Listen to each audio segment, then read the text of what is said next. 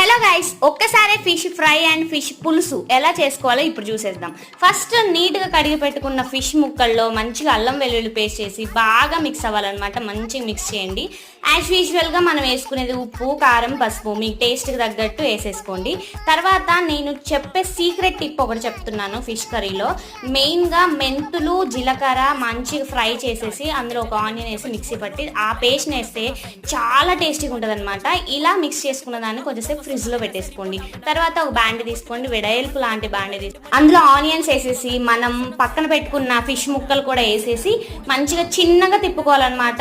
Fast ఏం తిప్పనవసరం లేదు. చిన్నగా దాన్ని ఫ్లిప్ చేసేస్తే ఫిష్ ఫ్రై అంతే ఈజీగా రెడీ అయినట్టే. దీనిపైన గార్నిష్ కి కొత్తిమీర వేసేస్తే ఫిష్ ఫ్రై రెడీ అనమాట. నెక్స్ట్ పులుసు కావాలనుకుంటే మనం ఇందాక మిక్స్ చేసుకున్న బౌల్లోనే చింతపండు పులుసు వేసేసి అందులోనే కొంచెం మరిగిన తర్వాత కొత్తిమీర అండ్ మసాలా వేసేస్తే రెడీ మన ఫిష్ పులుసు.